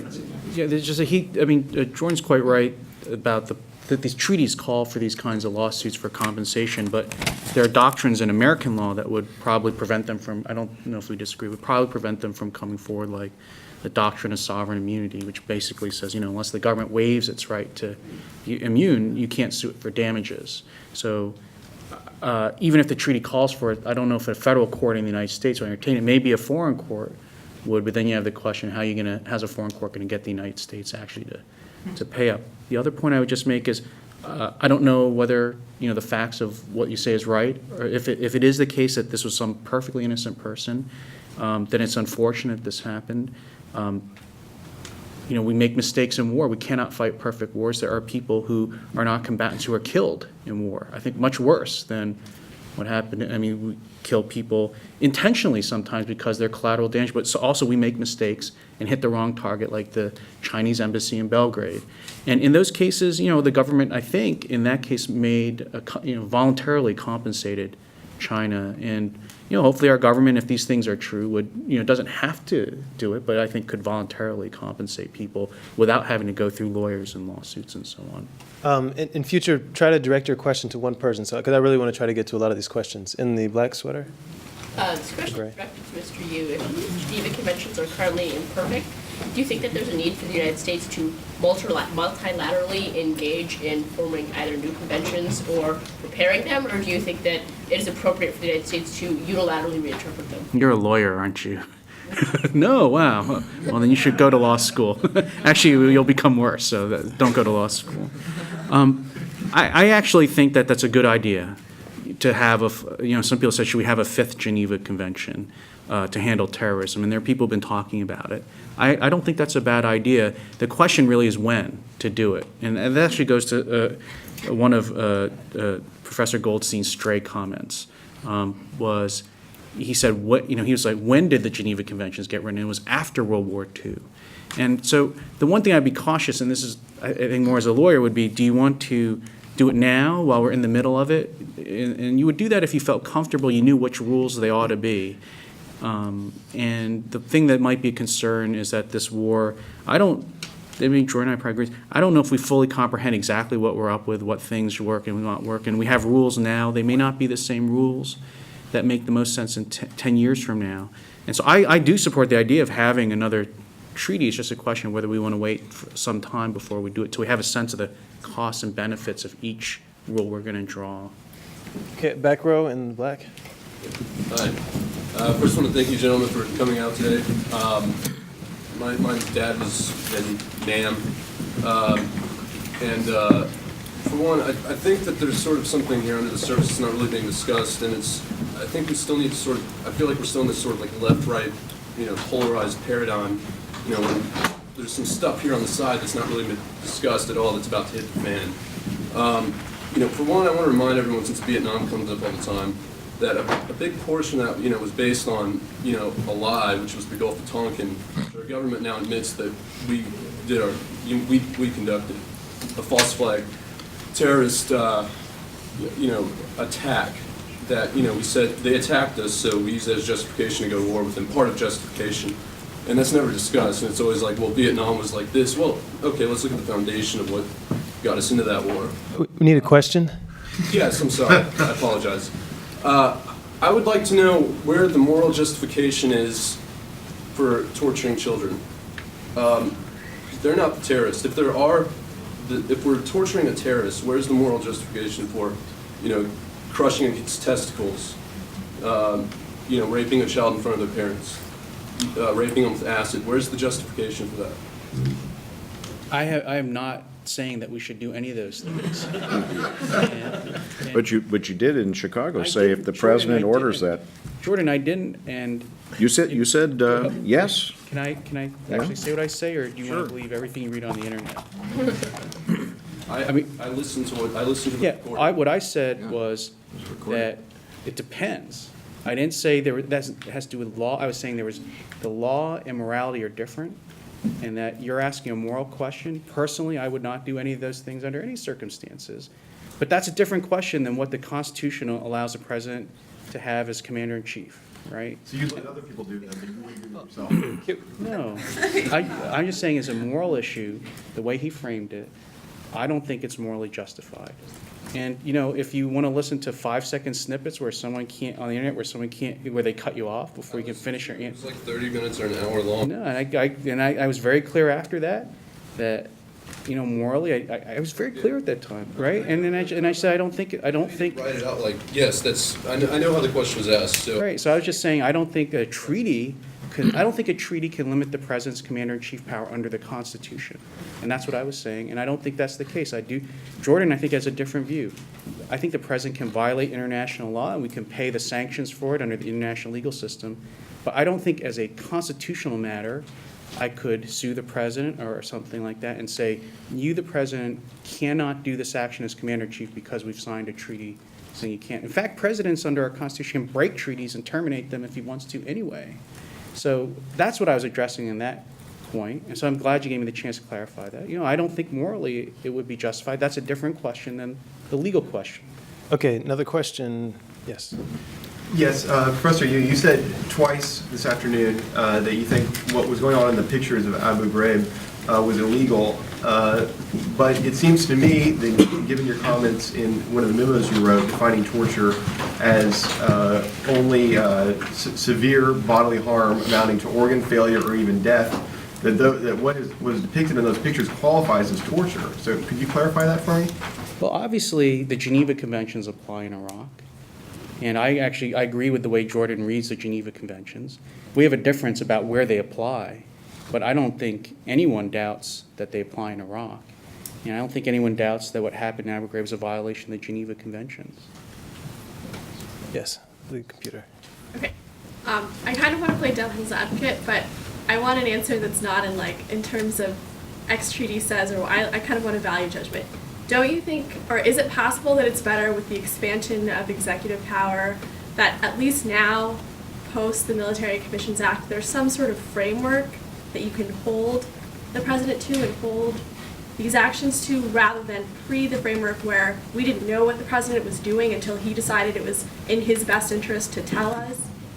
I mean, is there some benefit post the act, or is it just? You're asking me? Yeah. Well, if you remember, John Yoo mentioned that there's a provision in the act that allows the president to, and it doesn't say violate, though, it says to further support, something like that, enhance, but there's some techniques. For example, the act doesn't address humiliating treatment at all, and degrading is defined most imperfectly.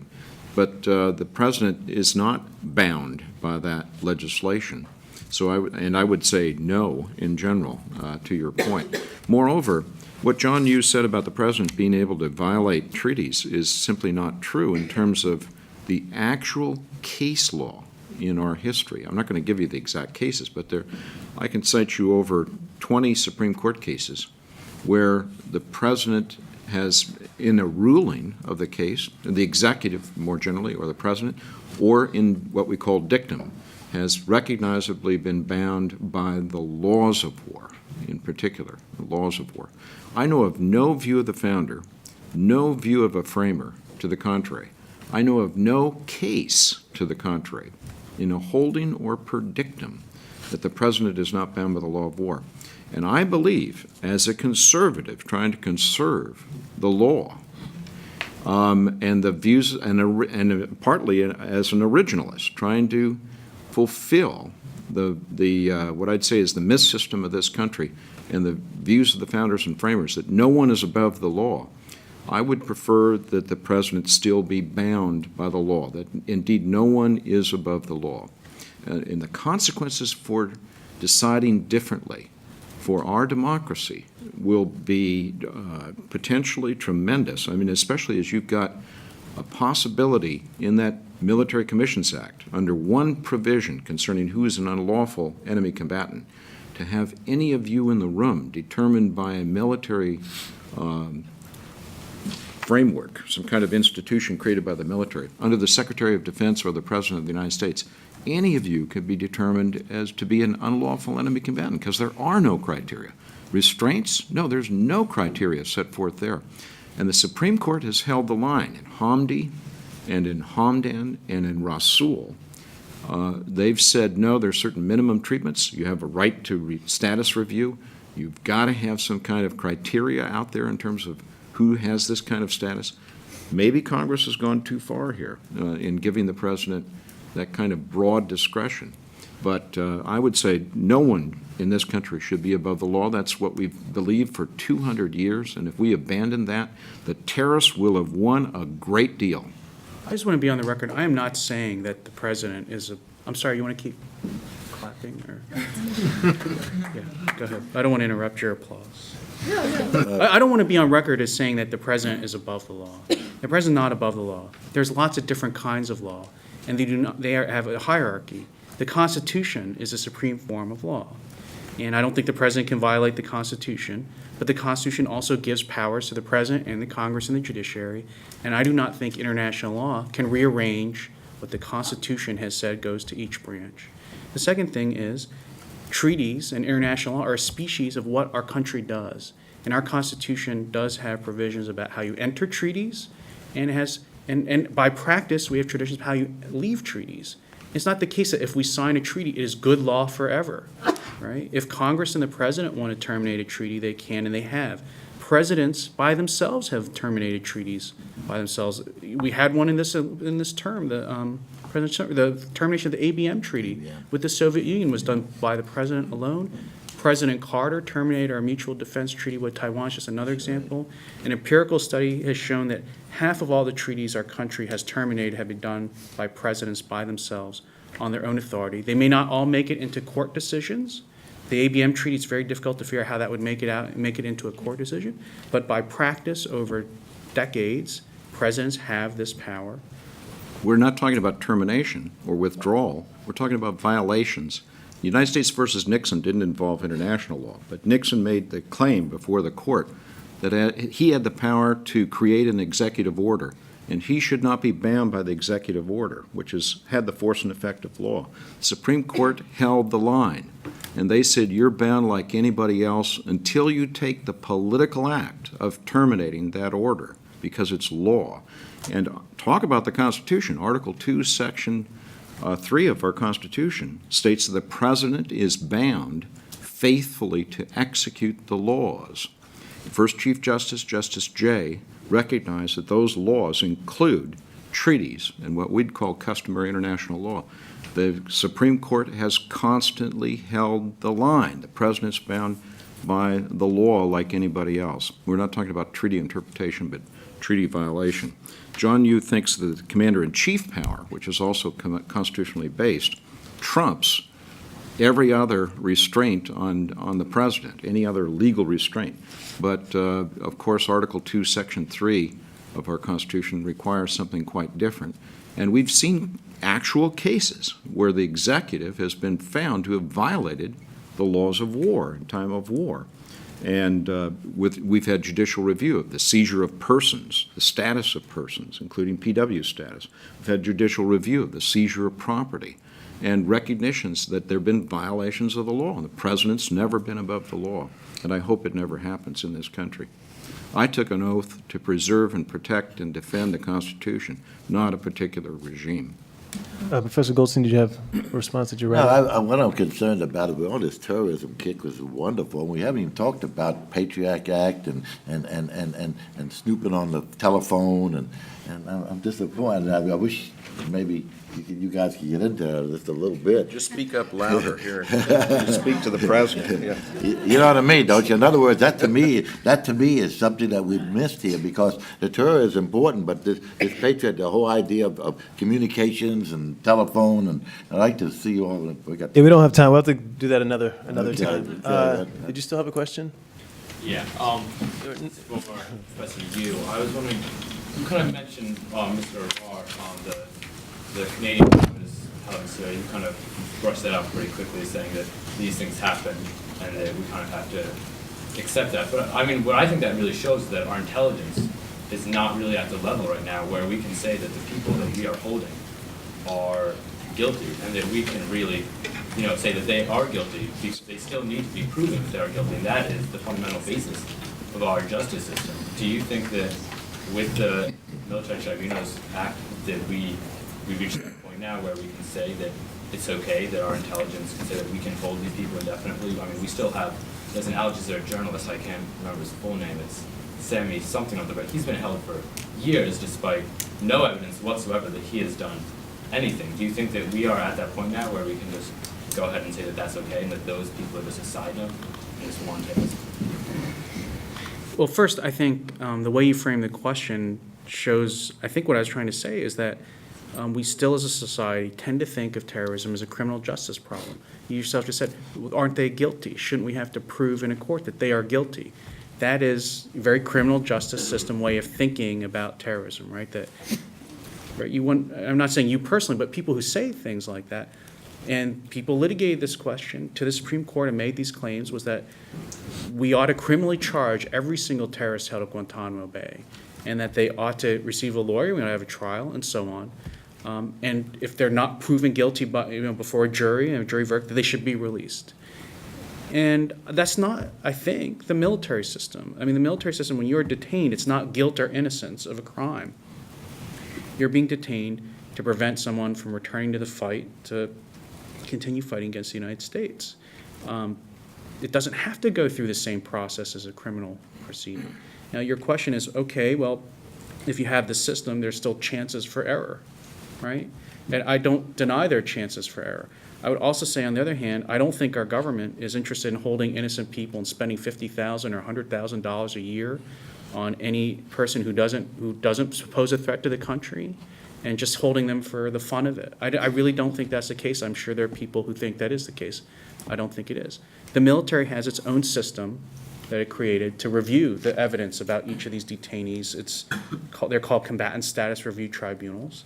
And in fact, also under the last two acts passed by Congress, after, if you're an enemy combatant, you're held and these tribunals make a judgment on whether there's enough evidence to hold you, you get actually a right which has never been given before in any previous war to enemy combatants, which you have a right to appeal to a federal civilian court, the decision of that Pentagon tribunal. In previous wars, we never did that. We never involved, and our civilian courts, including the Supreme Court, denied cases where they were asked to do that. They said, we as civilian courts cannot get into those kinds of decisions. That doesn't, the fact that there might be errors, the fact that there's more uncertainty about who enemy combatants are, and I'm not denying they are, because they don't wear uniforms and they aren't nation states, but that doesn't mean, I think, that we shouldn't hold them at all under the military system. It just means we have to be more careful about it, that there's more chance for error. But that, I don't think, leads to the conclusion, therefore, we should just use the criminal justice system instead. In fact, if you think about it, that would be giving them a benefit, right? Because if they don't fight on behalf of a nation state, if they don't wear uniforms, then therefore you're going to get treated by the criminal justice system. Whereas if someone fights with a uniform in regular armed formations and obeys the Geneva Convention, you're going to be held without trial. That seems to me to set exactly the wrong incentive. Yes, question? Probably the last one. Question directed primarily to Jordan House, but generally to the panel as well. 99.9% of your presentation today has been regarding the military, but you've alluded teasingly about the civilian population and its possibility of being conscripted, picked up, put under key, and under the jurisdiction of the Act, and having no recourse. I've been listening to the internet carefully on that point, and national news media, Keith Olbermann, in a somewhat hyperbolic presentation, editorial. No, really? Alluded to that. And I would like to hear the panel address the possibility that this Military Commissions Act could spill over into the civilian population as opposed to the military. Well, I just mentioned the definition of unlawful enemy combatant, and it's tied to lawful enemy combatant, and it doesn't pick up all PWs, et cetera. But the second category of unlawful PW, unlawful enemy combatant, when you check that out, is without any criteria, any limiting criteria at all, and that's why it could spill over to civilians of our nationality and aliens. There's no U.S. national alien distinction there. The only people prosecutable in the military commission will be aliens.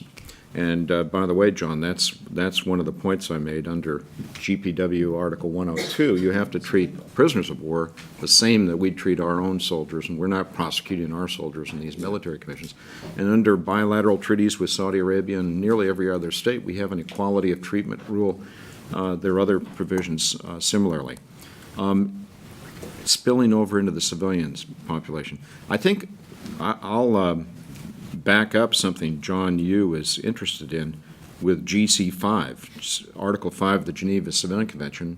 In a real war, allows the United States to detain without trial any person who's reasonably accused as a security threat, even if they're not a prisoner of war.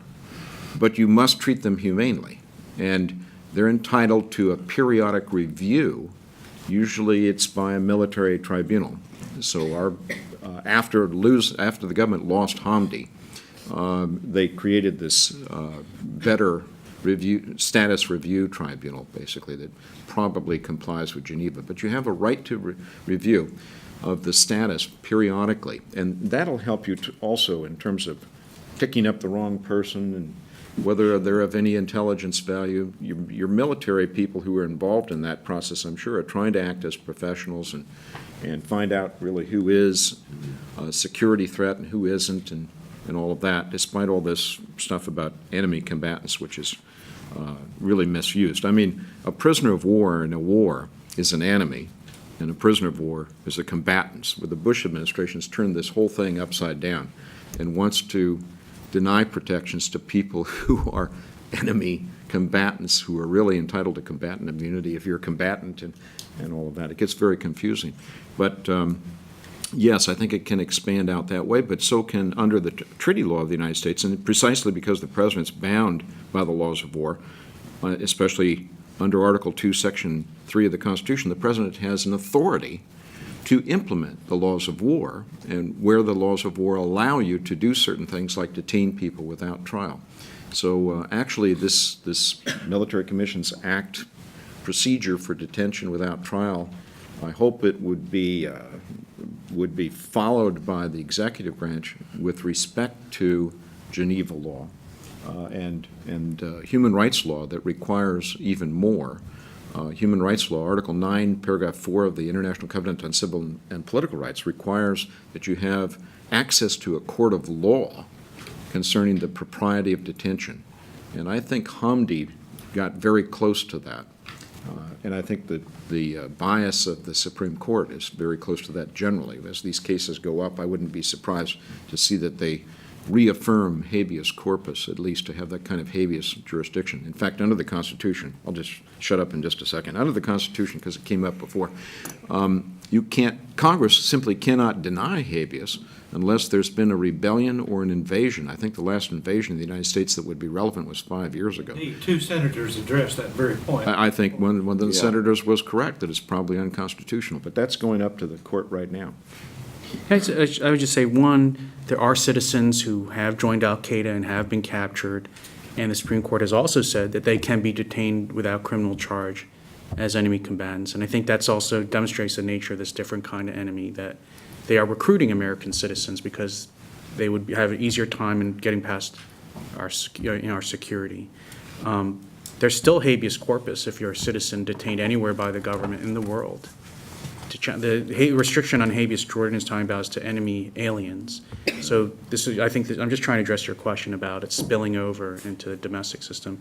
And the third thing, the other thing to be concerned about is if we did handle this as a criminal justice system matter, it's also possible trying to fit terrorism into that model will distort the criminal justice system. Right? So I would point you to the trial of Zacharias Moussaoui as an example. Here's a guy who was actually one of the 9/11 hijackers, I think the government believes, put him on trial. It took about almost 5 years to try him. Not a single real trial proceeding occurred. He tied the court up in knots. And the court made compromises in what I would think would be normal criminal trial rights in order to allow a trial to go forward. He wanted to see witnesses in the possession of the United States, like Abu Zubaydah and some of the other people we've been talking about. He wanted to produce them in court so he could cross-examine them about whether he was really a member of al-Qaeda. You would normally have that right as a criminal defendant to get the government to produce any relevant witness for the trial. In that case, as the case went up and down the circuit courts, the court said, in this case, because of the demands of terrorism, we're going to compromise and you don't have to physically produce them in the court. That's an example of how maybe trying to fit terrorism into criminal justice system could change the way the civilian individual liberties are understood, and those would apply maybe beyond terrorism cases. Professor Golson, do you have any last remarks for the panel? Yeah, I look out there in the audience, and without being BS, the country needs you. We don't get many people in public service. It's my daughter, the lawyer, my son, the doctor. But we don't get many people in public service, which is what I try to get people into, and it's because it doesn't pay, it's because you're not interested, and one of the problems we have with the government is that when the best and brightest we can do is a Gore or Bush, or a Santorum or a Casey in my state, that's pretty bad. And it's pretty bad. And but then when I look back and we criticize Bush, I just give you a history like this, it's important. Rutherford B. Hayes, Warren G. Harding, Tipper Canoe and Tyler too. Ma, where's your paw? He's in the White House, ha. Grover Cleveland. We've had some real dogs. And I think really that my last words to you is that it'd be good if you guys went into the public service. You're young people. We need you in the public service. I mean that. And it would get better.